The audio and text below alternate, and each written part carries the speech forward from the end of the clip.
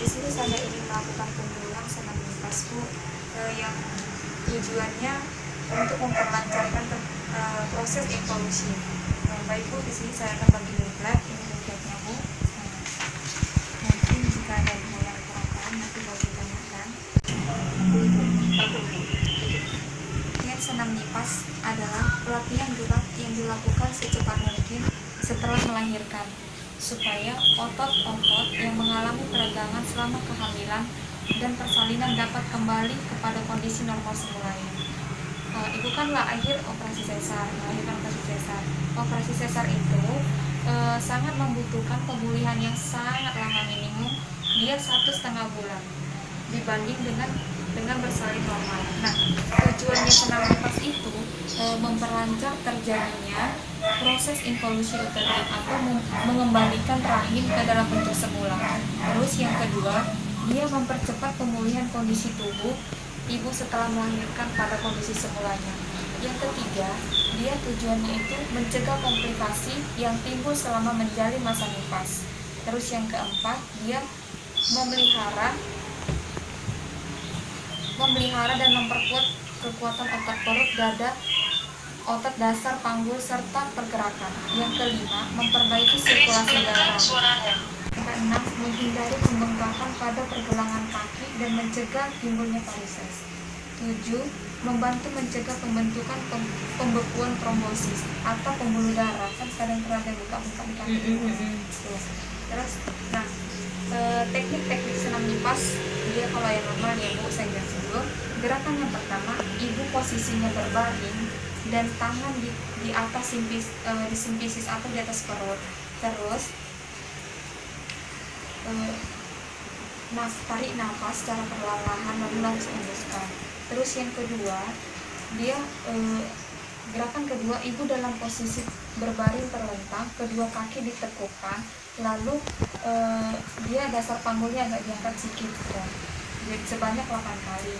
Terus yang ketiga, ibu dalam posisi berbaring terlentang, lutut ditekukkan, lengan dijulurkan, dia kayak 45 derajat ya. Terus yang keempat, dia posisi tertidur terlentang, lalu kedua kakinya itu ditekukkan ke atas. Nah yang kelima, ibu posisi tidur terlentang, kedua tangan di bawah kepala. Lalu dia yang keenam itu posisi badan menungging, luruskan kedua kaki secara bergantian, dia sebanyak 8 kali. Nah yang ketujuh, dia luruskan kaki ke depan, rentangkan kedua tangan sehingga dia bergantian ke kiri dan ke kanan. Dia seperti yang direntangkan baru sini. Baru yang kedelapan, dia kedua tangan ditekukkan, lalu letakkan ke bahu, lalu diputar secara perlahan.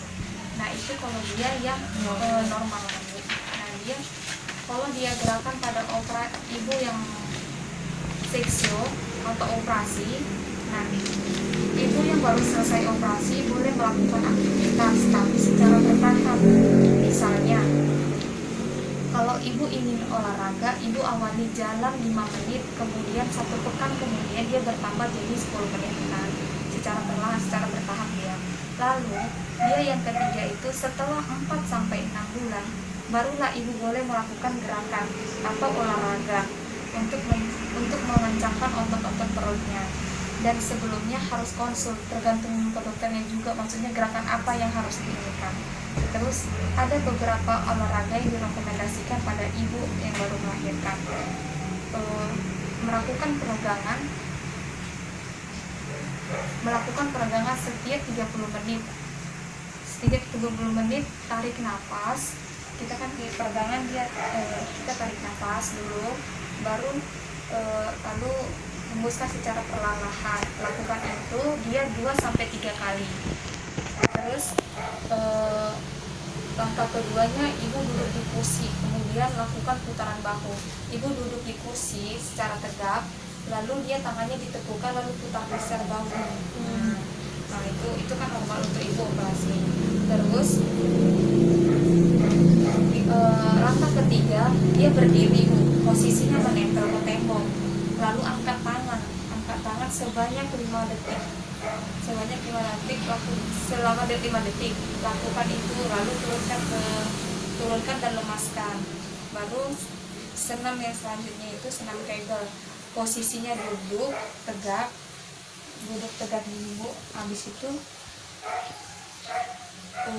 hitung sampai 5-10 detik, lalu tarik nafas, lepaskan secara perlahan gitu. Nah, latihan ini akan membantu proses pemulihan jaringan luka operasi atau mau lebih memperkuat.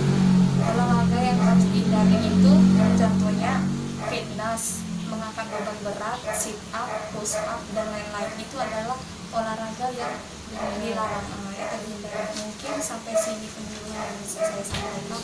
Apakah itu oke?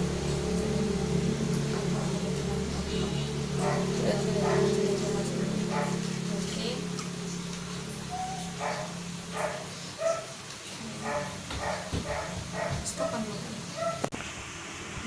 Terima kasih karena sudah memberikan penyuluhan dan saya akan mencoba untuk mempraktekannya.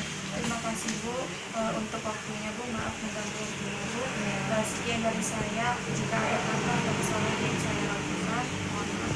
Ya, sama ya.